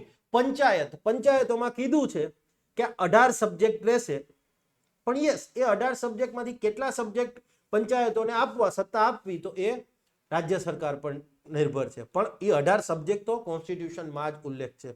કીધું છે બંધારણમાં કે જે સભ્ય હશે, ગ્રામ પંચાયતનો સભ્ય, ક્લિયર છે, એ લોકો દ્વારા સીધો જ ચૂંટાયેલો હશે. તાલુકા પંચાયત, જિલ્લા, તમામ સ્તરે પંચાયતોના જે સભ્યો છે, પ્રમુખ નથી કીધા, એ લોકો દ્વારા સીધા જ ચૂંટાયેલા હશે. યસ, નથી ચૂંટાયેલા સીધા. બંધારણમાં લખ્યું છે ને, રાજ્ય સરકારે અથવા કેન્દ્ર સરકારે કીધું છે? ના, એ બંધારણમાં સ્પષ્ટ ઉલ્લેખ છે. તો હવે તમે જુઓ, નીચેથી ચાલુ કરીએ. રાજ્યોની સરકાર સંઘ સરકારને સંપૂર્ણપણે આધીન હોય એવી વ્યવસ્થા, એ ફેડરલ પોલિટી કહેવાશે? નો, આ ફેડરલ પોલિટી નહીં કહેવાય. ઇનફેક્ટ આ તો કહેવાશે યુનિટરી સિસ્ટમ. યુનિટરી સિસ્ટમ, એકાત્મક અથવા એકાત્મક રાજ્ય વ્યવસ્થા. યસ, વાસ્તવમાં આ તો એ કહેવાશે. ઓકે, સંઘ સરકાર તથા રાજ્ય સરકાર બંને સંવિધાનિક દરજ્જો ધરાવતો હોય તેવી રાજ્ય વ્યવસ્થા. ઓકે, પહેલા એક મિનિટ. સંવિધાનિક આધાર પર, કોન્સ્ટિટ્યુશનલ બેઝિસ ઉપર સંઘ સરકાર વધુ શક્તિશાળી હોય એવી રાજ્ય વ્યવસ્થા. હવે બંધારણમાં જ કહી દીધું કે સંઘ સરકાર વધારે પાવરફુલ રહેશે રાજ્ય સરકારની તુલનાએ. તો અગેન એ કેવું થઈ જશે? યુનિટરી પોલિટિકલ સિસ્ટમ થઈ જશે. યસ, માટે નહીં આવે. હવે બે બાકી રહ્યા. સંઘ સરકાર અને રાજ્ય સરકાર બંને સંવિધાનિક દરજ્જો ધરાવતા હોય તેવી રાજ્ય વ્યવસ્થા. આ સાચું છે, પણ સૌથી વધુ ઉચિત રીતે વ્યાખ્યાયિત કરે છે. તો હવે અહીંયા લખ્યું છે એકથી વધુ સ્તરે સરકારોનું સંવિધાનિક અસ્તિત્વ હોય તેવી રાજ્ય વ્યવસ્થા. Political system having more than one level of government enjoying constitutional status. બરાબર છે, constitutional existence. એકથી વધુ સ્તરે? યસ, માટે આ પણ નહીં આવે. Option C is correct answer. Most appropriately defined. આ બેઠું સ્ટેટમેન્ટ છે એનસીઆરટી નું, બેઠું અને બહુ સિમ્પલ લેંગ્વેજમાં છે. ઓકે, આ તો મેં તમને આમ સમજાવ્યું પછી. ઓકે, નેક્સ્ટ ગાઈઝ, હોપ તમને મજા આવી રહી હશે. બરાબર છે. મારું કન્ટેન્ટ તમને બાકી લોકો કરતાં અલગ લાગશે. એનું રીઝન એ છે કે હું ટેક્સ્ટ બુક ફોલો કરું છું અને મારા સાહેબોએ મને વિચારતા શીખવાડ્યું છે. મારા સાહેબોએ મને, જેમની પાસે હું ભણ્યો છું, ક્લિયર છે, એમને ક્યારેય એવું નથી વિચાર્યું કે આ અર્પણને એઝ અ સ્ટુડન્ટ તરીકે આખી જિંદગી અમારી જરૂરિયાત પડે. ના, એ રીતે શીખવાડ્યું, જાતે વિચારતા કરી દીધો અને પછી યસ, હું એવો ફેકલ્ટી જ નથી કે જી એમ કહો ઓકે તમે આ કોર્સ લઈ લીધો, પૂરો થઈ ગયો, હવે તો બીજી વાર ચલો કાંઈ વાંધો નહીં, તમે જૂના છો 50%. એ વાત જ નહીં. તમારે લેવો હોય તો હું 50%માં આપું, પણ બાકી હું ઓફરમાં નથી આપતો એવો. કારણ કે એકવાર ભણાવી દીધું, છોકરો એટલો ઇન્ડિપેન્ડન્ટ થઈ ગયો છે, ખુદ ભણાવવા જવો જોઈએ, ખુદ મને ટક્કર આપવો જોઈએ, તો મજા આવે. ઓકે, સંઘીય બંધારણ ફેડરલ કોન્સ્ટિટ્યુશનના અનુસંધાનમાં નીચે પૈકીના કેટલા વિધાનો સાચા છે? બરાબર, 3 સ્ટેટમેન્ટ આવ્યા છે. મેં હમણાં તમને કીધું ફેડરલ એટલે તમારે શું યાદ રાખવાનું જોજો. હવે સંઘ સરકાર અને રાજ્ય સરકાર બંનેનું સ્વતંત્ર સંવિધાનિક અસ્તિત્વ હોય. Yes, independent constitutional existence. હા, ભારતમાં માનો કે ફેડરલ, આપણું કોન્સ્ટિટ્યુશન ફેડરલ કોન્સ્ટિટ્યુશન છે મોર ઓર લેસ, ક્લિયર છે. તો બંનેનું સંવિધાનિક અસ્તિત્વ છે અને બંને સ્વતંત્ર અસ્તિત્વ ધરાવે છે. એવું નથી કે કેન્દ્ર સરકાર, રાજ્ય સરકાર છે એ કેન્દ્ર સરકારમાંથી પોતાની સત્તા લે છે. યસ, સંવિધાનિક અસ્તિત્વ કીધું, સ્ટેટમેન્ટ 1 સાચું. રાજ્ય સરકારોની સંવિધાનિક સત્તા પર અસર કરતા હોય તેવા સંવિધાન સુધારા માટે રાજ્યોની સંમતિ અનિવાર્ય છે. ફેડરલ કોન્સ્ટિટ્યુશનની વાત કરો તો આવા કોન્સ્ટિટ્યુશનમાં સુધારો કરવાની વાત હોય, ક્લિયર છે. અને આ સુધારો રાજ્યોની સંવિધાનિક સત્તા પર અસર કરતો હોય, મતલબ સંવિધાને રાજ્યને જે સત્તા આપી છે, કોન્સ્ટિટ્યુશનમાંથી જે પાવર્સ રાજ્ય સરકાર મેળવે છે, હવે એવી કોઈ કોન્સ્ટિટ્યુશનની જોગવાઈમાં તમારે બદલાવ કરવો હોય તો યસ, એ સંવિધાન સુધારા માટે રાજ્યોની સંમતિ અનિવાર્ય છે. યસ, લેટ્સ સે ફોર એક્ઝામ્પલ, બંધારણમાં જીએસટી પહેલાની વાત કરીએ આપણે, તો જીએસટી પહેલા આપણને ખબર છે કે બંધારણમાં લખેલું હતું કે ચીજવસ્તુઓનું ઉત્પાદન થશે એની ઉપર કેન્દ્ર સરકાર ટેક્સ લેશે, માટે કેન્દ્ર સરકાર સેન્ટ્રલ એક્સાઇઝ ડ્યુટી લેતી હતી.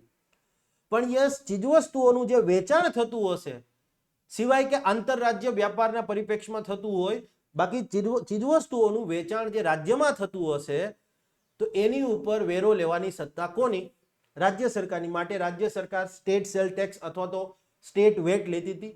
યસ, પણ હવે આપણે શું કીધું કે આ બધી સિસ્ટમને પૂરી કરી દેવી છે અને એક નવી સિસ્ટમ લાવવી છે કે જેની અંદર જીએસટી લેવામાં આવશે અડધા કેન્દ્રને અને અડધા રાજ્યને જતા રહેશે.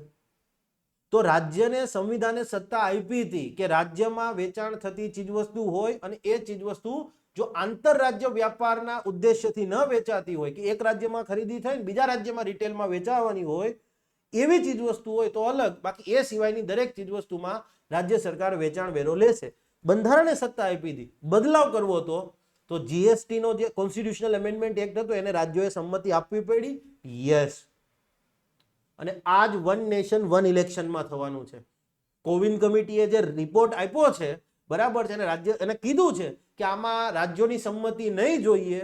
હું બહુ વિનમ્રતા સાથે કહેવા માંગુ છું કે આર્ટિકલ 172 જોઈ લેવો હતો એમને. બરાબર, સુપ્રીમ કોર્ટમાં ચેલેન્જ થવાનું છે, ક્લિયર છે, અને 110% સુપ્રીમ કોર્ટ જોઈ લેજો. સિવાય કે બધા એગ્રી થઈ જાય, અને બધા એગ્રી થશે નહીં.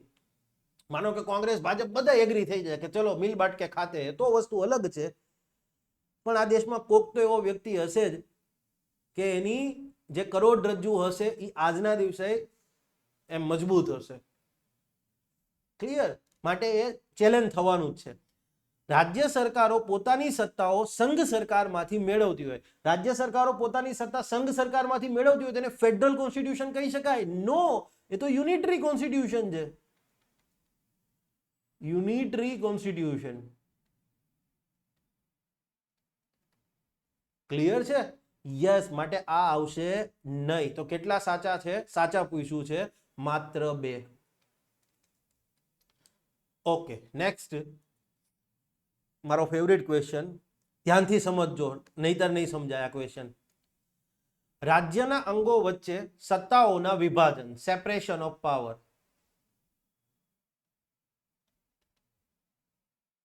Separation of powers. ઓકે, એના અનુસંધાનમાં નીચે જણાવેલ વિધાનો પૈકીના કેટલા વિધાન કે પછી વિધાનો ભારતના સંદર્ભમાં સાચા નથી? બરાબર છે, ભારતના સંદર્ભમાં with reference to India not true or not correct. તો પહેલા તો સેપરેશન ઓફ પાવર તમને શું ખબર છે એ ખબર હોવી જોઈએ, અને સેપરેશન ઓફ પાવરમાંથી કઈ વસ્તુ ભારતના કિસ્સામાં અપવાદ છે એ ખબર હોવી જોઈએ. તો સેપરેશન ઓફ પાવરની જ્યારે તમે વાત કરો છો, યસ, સેપરેશન ઓફ પાવર, તો એના 3 મુદ્દા છે. ક્લિયર છે? રાજ્યના અંગો વચ્ચે સત્તાઓનું વિભાજનની જ્યારે વાત કરો તો એના 3 મુદ્દા છે. પહેલું કે no person can be a part of a more than one organ. એક વ્યક્તિ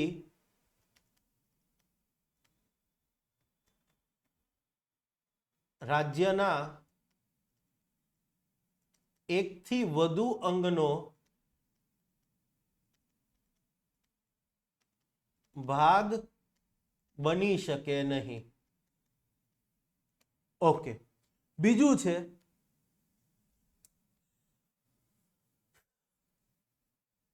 કે એક અંગ બીજા અંગની કામગીરીમાં હસ્તક્ષેપ કરશે નહીં.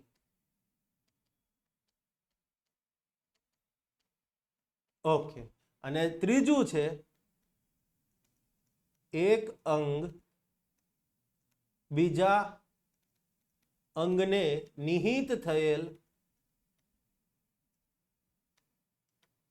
થયેલ સોંપાયેલી હોય કામગીરી કરશે નહીં.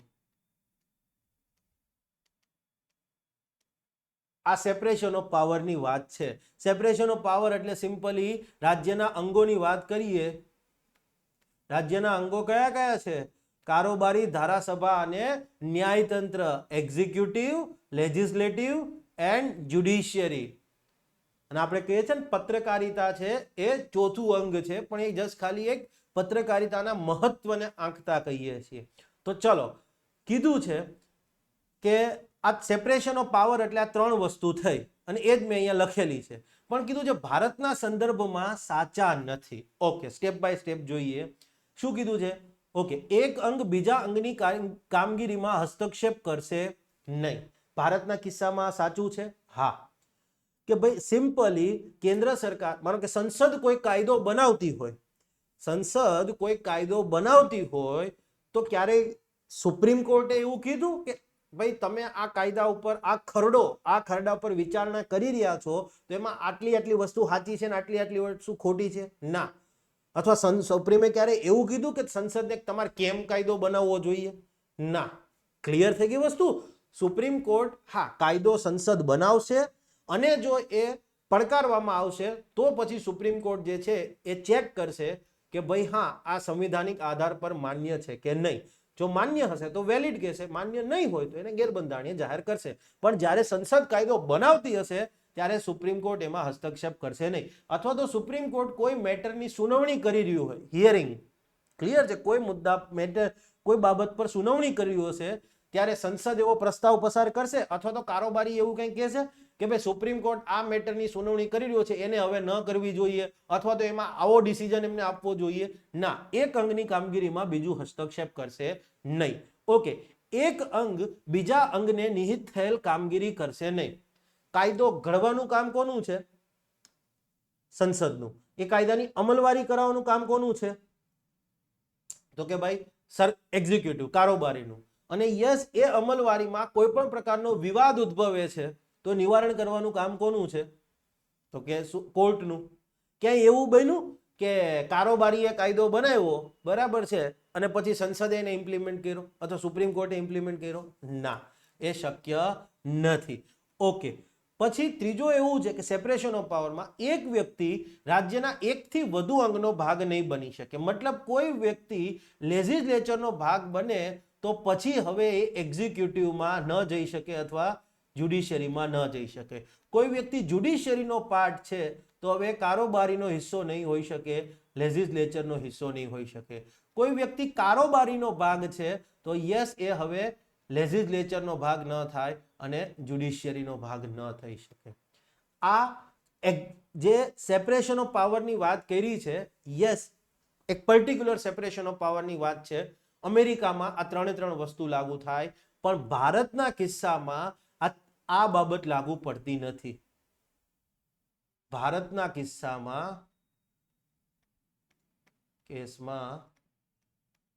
લાગુ પડશે નહીં. કેમ? તો કે આપણને ખબર છે કે આપણે જે લોકો કારોબારીમાં છે, ક્લિયર છે, મેથેમેટિક્સ વાળા વેન ડાયાગ્રામ, આ ધારાસભામાં જે લોકો આવ્યા સાંસદો છે એમાંથી જ કોઈક વ્યક્તિ કારોબારીનો ભાગ હશે ને, એમાંથી જ એક્ઝિક્યુટિવ આવશે. Yes, judiciary is a separate. આ જ્યુડિશિયરી અમેરિકામાં તમે જો વાત કરો, યુએસની તમે વાત કરતા હો તો યુએસ એનું આખું સ્ટ્રક્ચર અલગ છે. યુએસ એની જો તમે વાત કરો તો યુએસ એમાં કંઈક આવું છે. જે એક્ઝિક્યુટિવમાં છે, યસ, જે લેજિસ્લેચર અમેરિકન કોંગ્રેસનો ભાગ છે અને પછી જ્યુડિશિયરી, ત્રણેય એકબીજાથી અલગ છે. પણ ઇન્ડિયાના કેસમાં આવું છે. યસ, માનો કે વડાપ્રધાન મોદી સાહેબ અથવા મંત્રીમંડળના કોઈ પણ સભ્ય લઈ લ્યો તો એ મંત્રીમંડળના સભ્ય છે પણ સાથે સાથે ધારાસભામાંથી, કારોબારીના સભ્યો ધારાસભામાંથી આવે છે. કારોબારીના સભ્યો ધારાસભામાંથી આવે છે. કોઓપરેશન એન્ડ કોઓર્ડિનેશનના સિદ્ધાંત પર આપણે કામ કરીએ છીએ. માટે તમે જુઓ, રાજ્યના કોઈ એક અંગનો હિસ્સો હોય તેવી વ્યક્તિ રાજ્યના અન્ય અંગનો ભાગ બની શકતી નથી. આ એકચ્યુઅલ સેપરેશન ઓફ પાવર્સ માટે સાચું છે પણ ભારતના કિસ્સામાં સાચું નથી. બરાબર છે? યસ, ભારતના કેસમાં એ લાગુ પડતું નથી. ઓકે, રાજ્યનું કોઈ એક અંગ રાજ્યના અન્ય અંગની કામગીરીમાં હસ્તક્ષેપ કરતું નથી. યસ, ભારતમાં એપ્લિકેબલ છે. રાજ્યનું કોઈ એક અંગ રાજ્યના અન્ય અંગને નિહિત થયેલ કામગીરી કરી શકતું નથી. ભારતના કિસ્સામાં લાગુ પડેલ છે. ક્લિયર છે? પણ યસ, આ જે છે એ ભારતના કિસ્સામાં લાગુ પડતું નથી. તો આનો જવાબ થશે માત્ર 1. ક્લિયર છે? ઓપ્શન વનની વિગત ભારતમાં લાગુ પડતી નથી. અને તમારી જાણ ખાતર મારા પોલિટીના કોર્સમાં 190 લેક્ચર છે. કેટલા? 190. આ 190 લેક્ચરમાં બીજા લેક્ચરમાં આ બધી વાત થયેલી છે. ઓકે, નીચે પૈકીનું કયું વિધાન ડેમોક્રેસીને સૌથી ઉચિત રીતે વ્યાખ્યાયિત કરે છે? ડેમોક્રેસી જેવો શબ્દ બોલું, વ્યાખ્યા કયું, 90% કેસમાં અબ્રાહમ લિંકન વાળી વાત આવશે. લોકો વડે, લોકોથી, લોકો દ્વારા ચાલતી, બરાબર છે, લોકોની, લોકો માટે, લોકો દ્વારા કાર્યરત એવી વ્યવસ્થા. બટ એ એક સામાન્ય માણસને સમજાવવા માટે, બરાબર છે, અબ્રાહમ લિંકને કીધી હતી. ધોરણ 9 ની અંદર આપેલી છે, સ્ટાન્ડર્ડ 9 ની અંદર આ ડેફિનેશન આપેલી છે. મને એવું દેખાય છે કે હવે યુપીએસસી આ વસ્તુ કદાચ પૂછે. ઓકે, સંવિધાનિક નિયંત્રણો હોય તેવું સરકારનું સ્વરૂપ. યસ. નિયમિતપણે શાસકો બદલાતા હોય તેવી સરકારની વ્યવસ્થા. લોકોની, લોકો માટે, લોકો દ્વારા કાર્યરત હોય તેવી સરકાર. શાસકોને લોકો દ્વારા ચૂંટવામાં આવતા હોય તેવું સરકારનું સ્વરૂપ. જો ચારે ચાર છે લોકશાહીની કદાચ વ્યાખ્યા તમે કહી શકો, પણ કહી શકો માટે બોલ્યો છું. પણ અહીંયા તો સૌથી વધુ ઉચિત રીતે, બરાબર છે, સંવિધાનિક નિયંત્રણો હોય તેવું સરકારનું સ્વરૂપ. ઓકે, કે ભાઈ બંધારણમાં કેટલાક લિમિટેશન લગાડ્યા હોય સરકાર ઉપર, એવું સરકારનું સ્વરૂપ. પણ એને લોકશાહી ન પણ કહી શકાય. માનો કે લેટ્સ સે ફોર એક્ઝામ્પલ પાકિસ્તાનની વાત કરો તો પાકિસ્તાનની અંદર કોન્સ્ટિટ્યુશન તો છે જ, અને પાકિસ્તાનના કોન્સ્ટિટ્યુશનમાં કીધું જ છે કે ભાઈ શાસક હશે એ લોકોએ ચૂંટેલો હશે. પણ છતાંય પરવેઝ મુશરફ થઈ ગયા, જનરલ અયુબ ખાન સાહેબ આવી ગયા હતા, બરાબર છે, યસ, આવી જ ગયેલા હતા ને, અને એમની ઉપર નિયંત્રણો હતા ખરા, પણ છતાં પણ બધું ચાલ્યું હતું. માટે આ તો નહીં આવે, બરાબર છે. નિયમિતપણે શાસકો બદલાતા હોય એવી સરકારની વ્યવસ્થા. ચાઇનામાં નિયમિતપણે શાસકો બદલાતા નથી. યસ, માઓ હતા, પછી આગળ બીજા કોઈ આયા, હ્યુ જિન્તાઓ આયા, અને પછી હવે શી જિનપિંગ આયા છે, બરાબર છે. શાસકો બદલાય છે, પણ એ લોકશાહી છે? ના, નથી. બરાબર. કિંગ જોંગ ઉન છે, પેલા એના પપ્પા હતા, એની પેલા એના દાદા હતા. યસ. અત્યારે માનો કે વાત કરીએ, બરાબર છે, શેખ અલ રાશિદ અલ મકતુમ છે, એ દુબઈના રૂલર છે. હમણાં એમના જવાબ, ભગવાન ન કરે લાંબી ઉંમર આપે, પણ એમના પછી કોણ આવશે? એમના દીકરા કોઈ આવશે, બરાબર છે. યસ. સાઉદી અરેબિયામાં કિંગ સલમાન હતા. યસ. કિંગ સલમાન પછી એમના દીકરા એવા, બરાબર. પછી એમના દીકરા અત્યારે છે મોહમ્મદ બિન સલમાન. ક્લિયર છે?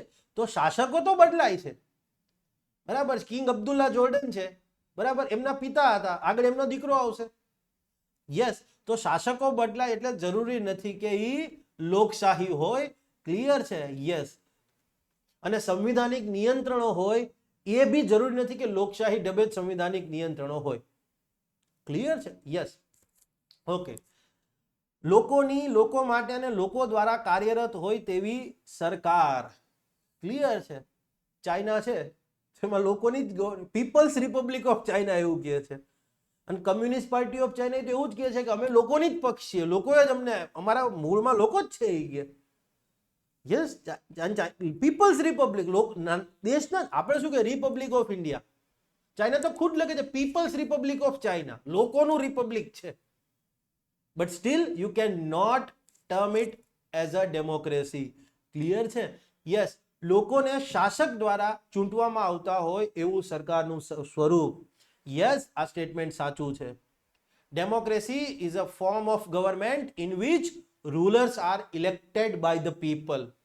Democracy is a form of government, સરકારનું એક સ્વરૂપ, in which rulers are elected by the people. શાસકો છે એ લોકો દ્વારા ચૂંટવામાં આવતા હોય. અને તમારી જાણ ખાતર, ક્લિયર છે, ધોરણ 9 માં બહુ સરસ રીતે આ વસ્તુ આપી છે. શાસકો ચાર, આ ડેમોક્રેસીની વાત કરી ને કે form of government in which rulers are elected by the people, તો અહીંયા તમને કીધું છે કે કોણ શાસક હોઈ શકે. ક્લિયર છે? કોણ લોકો હોઈ શકે કે જે આ શાસકને ચૂંટશે, ચૂંટણી કેવી હોવી જોઈએ, અને સરકાર જે છે એ કેવી હોવી જોઈએ. ચારે ચારની વાત કરી છે. કીધું છે શાસક, તો કે લોકોએ ચૂંટેલ હોય એ વ્યક્તિ પાસે અંતિમ સત્તા હોવી જોઈએ.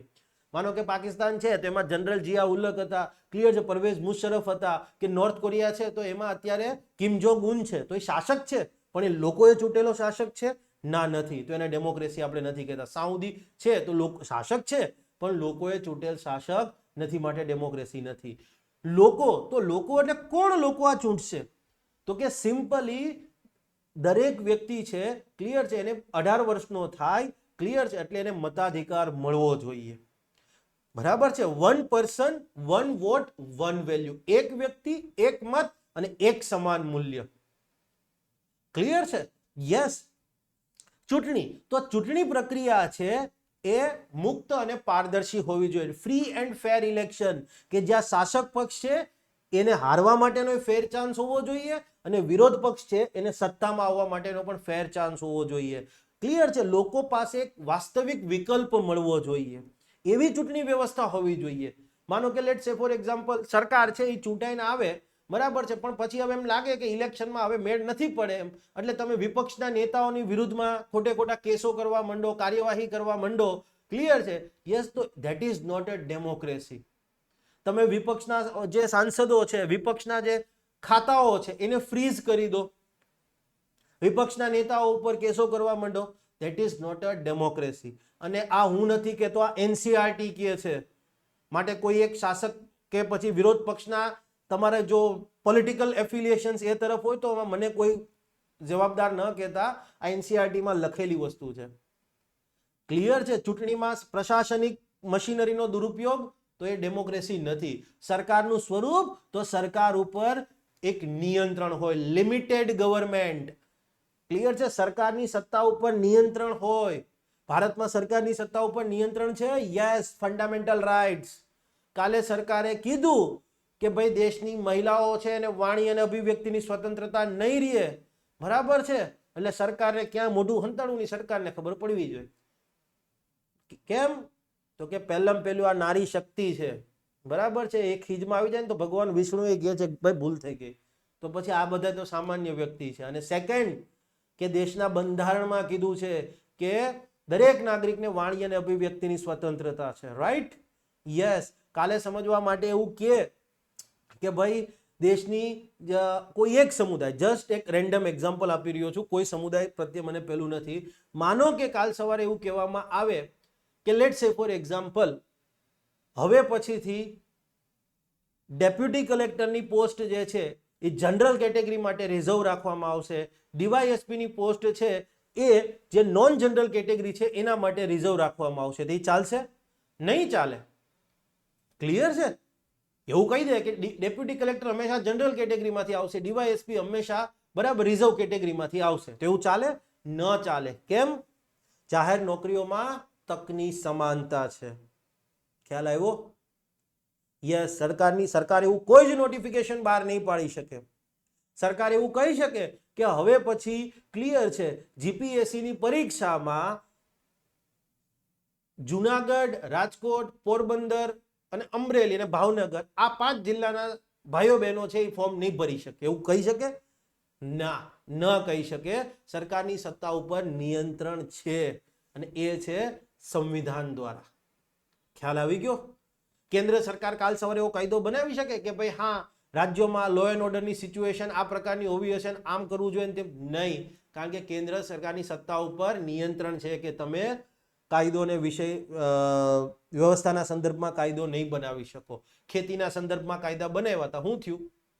સુપ્રીમ કોર્ટમાં ચેલેન્જ થઈ જ ગયેલું હતું અને ખબર હતી કે સરકાર એગ્રીકલ્ચર પર કાયદો બનાવી ન શકે અને બનાવ્યા હતા. પછી હળવેક દેન તપસ્યા અધૂરી રહી ગઈ એવું કહીને સાહેબે હળવેક દેન પાછા ખેંચી લીધા. કેમ? ખબર હતી કે સુપ્રીમ કોર્ટ જો કહે કે આ ખોટું છે તો હેરાન થઈશું.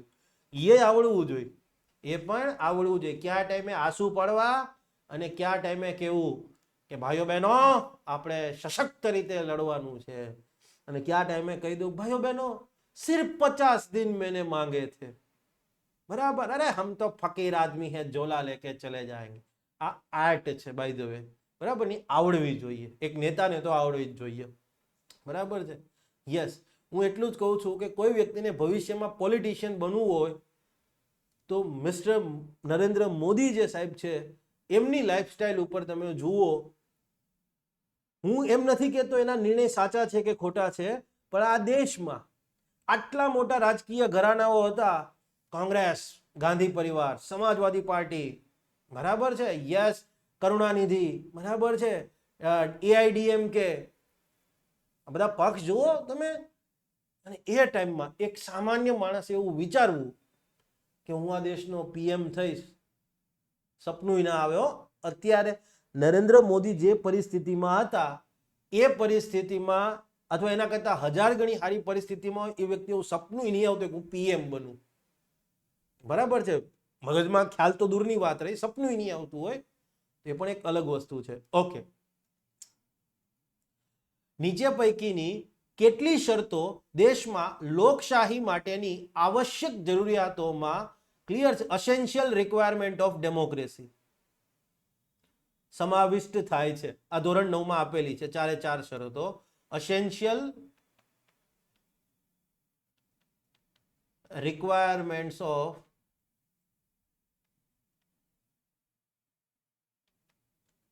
ડેમોક્રેસી. ઓકે, હમણાં જ મેં કહી દીધું, આ 4 બાબત જે કીધી એ જ લોકશાહીની આવશ્યક જરૂરિયાતો છે કે ભાઈ અંતિમ નિર્ણયની સત્તા લોકોએ ચૂંટેલ શાસક પાસે હોય. યસ, ભારત લોકશાહી છે કે અંતિમ નિર્ણય, યસ, માનો કે મિસ્ટર મોદી સાહેબ, બરાબર, તો રાજ્યમાં ગણો તો મુખ્યમંત્રી, તો એ લોકોએ ચૂંટેલ શાસક છે. યસ, પુખ્ત વયની દરેક વ્યક્તિને મતાધિકાર મળેલો હોય, યુનિવર્સલ એડલ્ટ સફરીજ ઓર યુનિવર્સલ એડલ્ટ એન્ફ્રેન્ચાઇઝમેન્ટ. ક્લિયર છે? યસ, દરેક 18 વર્ષનો છે એને મત અધિકાર છે. દરેક વ્યક્તિના મતનું મૂલ્ય એક સરખું છે, 1 person 1 vote. ક્લિયર છે? 1 વેલ્યુ. યસ, મુક્ત અને પારદર્શી રીતે ચૂંટણીઓ આયોજિત થતી હોય. યસ, ભારતમાં થાય છે. સંવિધાન અન્વયે સરકારની સત્તાઓ ઉપર નિયંત્રણ લાગુ થયેલું છે. Again yes. તો કઈ કઈ લોકશાહીની આવશ્યક જરૂરિયાતો છે? તો આનો જવાબ છે ડી. સ્ટાન્ડર્ડ 9 ની NCERT માં છે. ઓકે, નીચે પૈકીનું કયું અથવા કયા ભારતીય સંવિધાનની એકાત્મક લાક્ષણિકતાઓ, unitary features of Indian constitution? જુઓ, 2 પ્રકારના ફીચર હોય, યુનિટરી અને ફેડરલ. બરાબર છે, કોન્સ્ટિટ્યુશનના ફીચરો, લાક્ષણિકતા યુનિટરી અને ફેડરલ 2 હોય. યુનિટરી એટલે શું? તો એક જ સિમ્પલ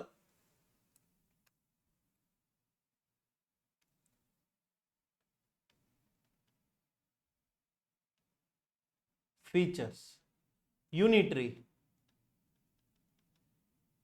એકાત્મક, બરાબર છે, ફેડરલ, સંઘીય. હવે યુનિટરીની વાત કરો ને ત્યારે સિમ્પલી એવું જ તમારે સમજવાનું કે કેન્દ્ર સરકારને વધુ સત્તા હશે. કેન્દ્ર સરકારને વધુ સત્તા. ક્લિયર છે? પાવર કેન્દ્રના હાથમાં હશે, કંટ્રોલ કેન્દ્રના હાથમાં હશે. ઓકે, ફેડરલની વાત કરો તો સંઘ ઇક્વલ ટુ રાજ્યો થતા હશે. ખ્યાલ આવ્યો? રાજ્યોને પણ સત્તા હશે.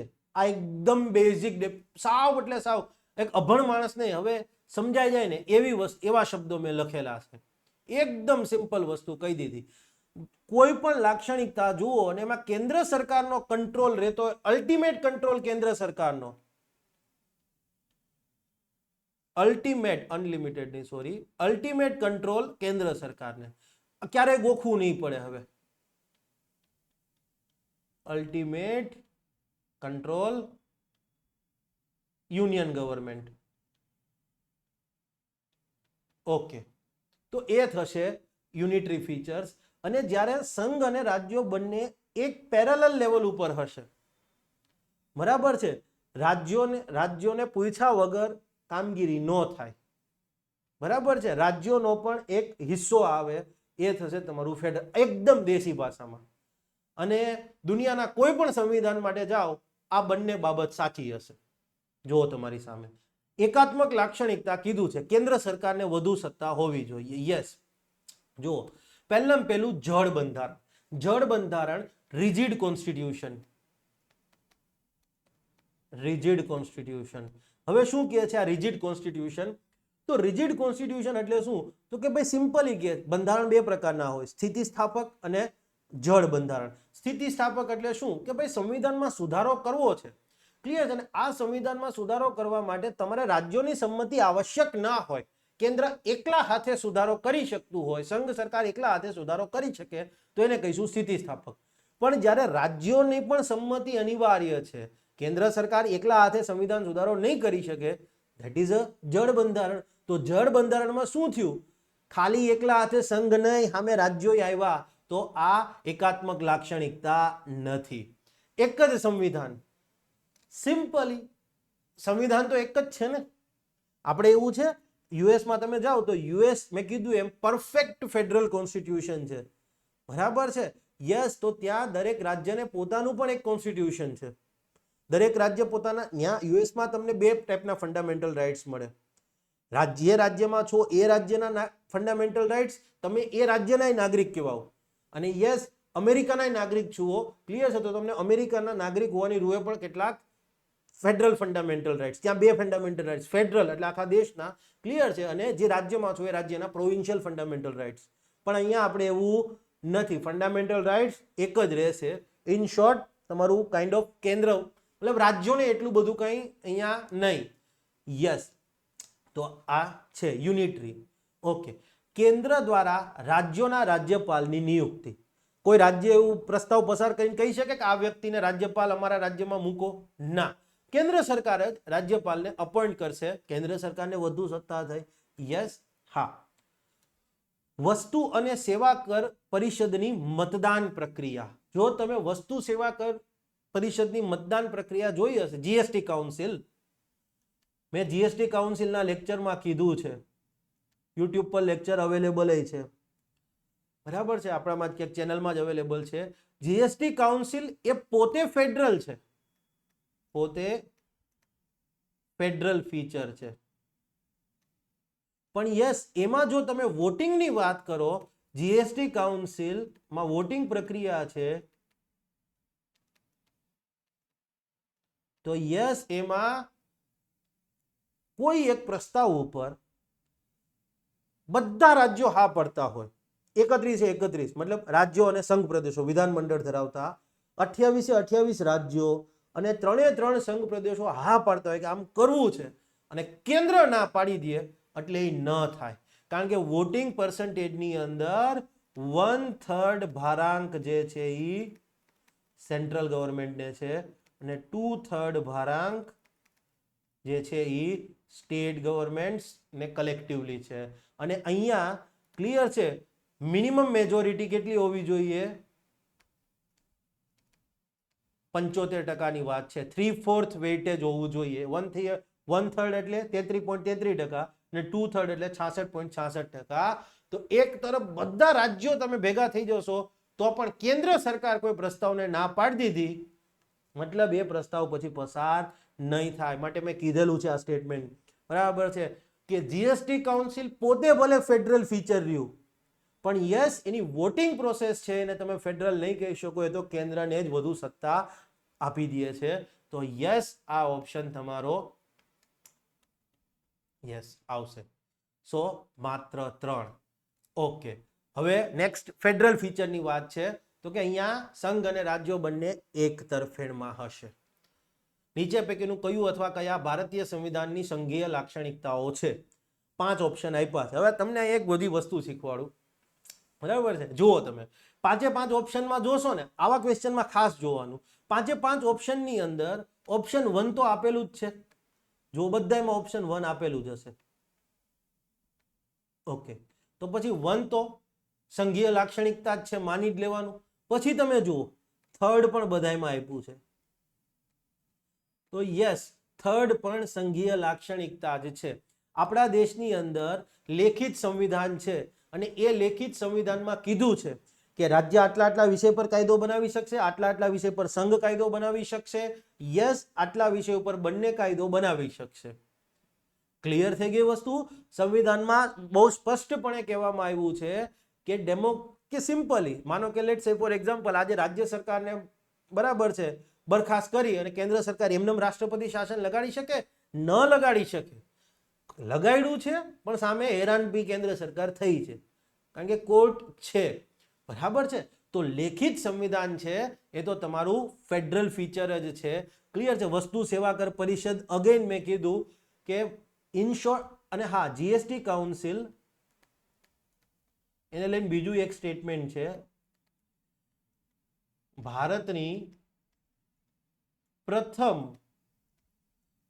ફેડરલ સંઘીય સંવિધાનિક સંસ્થા. યસ, ભારતમાં સંવિધાનિક સંસ્થાઓ કોન્સ્ટિટ્યુશનલ બોડી તો છે, ઇલેક્શન કમિશન છે, કેગ છે, પણ એ ફેડરલ ન કહી શકાય. એ બધા યુનિટરીના કેસમાં આવશે, પણ ફેડરલ હોય એવી તો જીએસટી કાઉન્સિલ પહેલી છે. ઓકે, સ્થિતિસ્થાપક બંધારણ. હવે સ્થિતિસ્થાપક બંધારણ મતલબ શું? કે બંધારણમાં સુધારો કરવો હોય તો કેન્દ્ર સરકાર એકલા હાથે સિમ્પલી તમારો સુધારો કરી દેશે. રાજ્યોની સંમતિ એમને આવશ્યક રહેશે નહીં. બરાબર છે. યસ, એકલા હાથે સિમ્પલી સ્પેશિયલ મેજોરિટીથી પસાર કરી દે, 2/3 of present and voting, that's all. બરાબર છે. યસ, પાછું એવું ના કહેતા કે સિમ્પલ મેજોરિટીથી સુધારો થાય. સાહેબ, બોલું સિમ્પલ મેજોરિટીથી એ બંધારણ સુધરી જાય તો એને સ્થિતિસ્થાપકનો ભાગ કહી શકાય? ન કહી શકાય.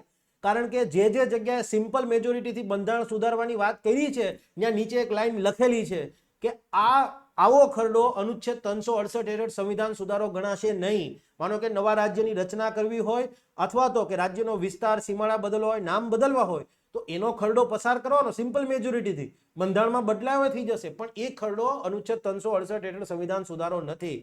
માટે એને પાછા સ્થિતિસ્થાપકમાં જડમાં ન જોડતા, એવી જડતા ન કરતા. ક્લિયર છે? યસ. તો આ આવશે નહીં. અનુસૂચિ 7. અનુસૂચિ 7 મેં કીધું સ્પષ્ટ છે કયા વિષય પર કોણ કાયદો બનાવશે. રાજ્ય ઇક્વિવેલન્ટ સંઘ આવ્યું? યસ. તો આ થશે. કટોકટીની જોગવાઈઓ. કટોકટીની જોગવાઈઓ, ઇમરજન્સી પ્રોવિઝન્સ. ભારતમાં કટોકટી લગાડવી હોય, માનો કે નેશનલ ઇમરજન્સીની વાત કરીએ, કેન્દ્ર રાજ્ય લગાડી શકે? 5 રાજ્યો ભેગા થઈ, ચલો 50 નહીં, 31 રાજ્યો ભેગા થઈને એમ કે કાલથી નેશનલ ઇમરજન્સી? ના. 31 માંથી 31 રાજ્યો ભેગા થઈને કહે કે કાલથી ફાઇનાન્શિયલ ઇમરજન્સી? ના. તો 2 ઇમરજન્સી તો લગાડી. ઇમરજન્સી હંમેશા સેન્ટ્રલ ગવર્મેન્ટ, યુનિયન ગવર્મેન્ટ જ લગાડી શકશે, અને ઇમરજન્સીની સત્તાઓ એ સ્પેશિયલ પાવર છે કેન્દ્ર સરકારની. રાજ્યમાં માનો કે રાષ્ટ્રપતિ શાસન લગાડવું હોય તો કેન્દ્ર સરકાર લગાડી શકે. કેન્દ્ર સરકાર પોતાની રીતે પણ લગાડી શકે અથવા તો રાજ્યપાલ ના અહેવાલ ઉપર લગાડી શકે. અગેન રાજ્યપાલ ક્યાંથી આવ્યા છે? કેન્દ્રમાંથી. તો કટોકટીની જોગવાઈઓ ક્લિયર છે, ગણાશે નહીં. તો આવા ક્વેશ્ચનમાં પહેલા તો આવા કોમન ઓપ્શન હોય ને તમારે જોવા જ નહીં, સીધા ટીક જ મારી દેવાના. ઓકે, લાક્ષણિકતા છે અથવા લાક્ષણિકતા નથી, વોટેવરમાં. ક્લિયર છે? તો હવે તમે જવાબ જુઓ. 5મું નથી આવતું અને બીજું નથી આવતું. અહીંયા બીજું આવે છે માટે આ નહીં. ક્લિયર છે? અહીંયા 2 આવે છે માટે આ નહીં, અહીંયા આ 5 આવે છે માટે આ નહીં. તો ડી ઇઝ કરેક્ટ આન્સર. ઓ બાપ રે, મને એવું હતું કે કલાકમાં પતી જશે, પણ યાર નહીં પતતું. મને ખુદને એવું થાય છે કે ભાઈ ચલો છોકરાઓને, કારણ કે એકવાર ભણાવવા બેસું ને પછી ખરેખર દોસ્તો ભાન નથી રહેતું. મારો ઇન્ડિયન પોલિટી એન્ડ કોન્સ્ટિટ્યુશનનો કોર્સ છે 190 કલાકનો છે. 190 કલાક, અને હજી એમાં એડ થવાનું છે બીજી 10 કલાક. કારણ કે મેં વિચાર્યું કે છોકરો જ્યારે ભણી રહ્યો, અને હા, કોઈ ફાલતુ વાત નહીં હોય એમાં, એક જગ્યાએ પણ ફાલતુ વાત નથી કરતો. ક્લિયર? હોપફુલી તમને લોકોને મજા આવી હશે. યસ, લેક્ચર કેવો રહ્યો એ ચોક્કસપણે કહેજો કમેન્ટ બોક્સની અંદર. ફરી પાછા નેક્સ્ટ લેક્ચરમાં મળીશું. Thank you. જય હિન્દ, જય જય ગરવી ગુજરાત. મારો દેશ, મારી પહેચાન, મારું રાજ્ય, મારું સ્વાભિમાન.